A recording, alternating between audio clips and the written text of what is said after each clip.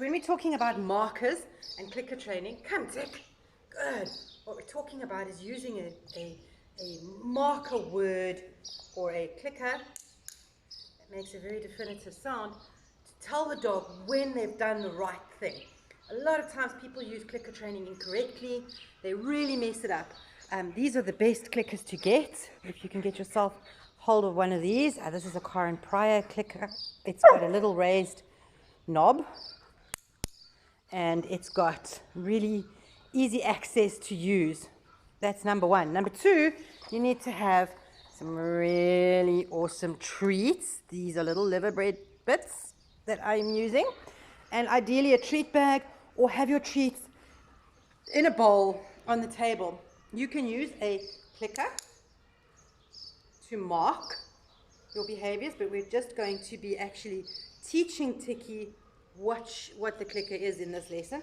Or you can use a word like yes, or yippee, or bravo, or okay, or whatever word you're comfortable with. I like yes because it's got this lovely yes sound and it follows through. So what you do, have your treats not in your hands, and either start off, you're not asking your dog to do anything at this stage. You're just going to be going yes and following up with a reward. Or you're going to be clicking, so you're going to be going, we're just going to wait for her to finish the chewing, so we're going to click and then follow up with the treat. It is really important to have the break between the sound of your marker and your reward. So you do not want to be holding your treat at your dog's face while you're giving the noise or the word. So you don't want to be doing that. That's wrong. You want to be making the sound first. Because remember, you're going to be using this to tell your dog it's like a giant tick when you've done the right thing. So if I tell you down, I can click you at that point in time and you can get the reward for going down. There's your treat. Okay? So you've got to remember that that's what it is. It's an indicator of you've done the right thing at precisely the right moment, which is why we introduce marker training, so that we can be really precise with what we're wanting to teach our dogs, so that they can get the right activities in at the right time. And we can be really, really, really spot on precision markers with that. Yes, good girl.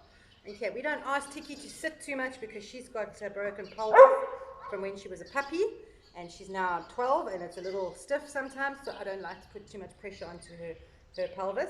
But we do down quite a lot because that's a much easier position for her, and we do some other tricks which we'll be working through over the next couple of weeks. But for this week, your foundation training is really about making your sound and following it up with your treats and learning to separate those two behaviors so that you've got sound, delay, reward. Then you also don't need to always have your treats on your person.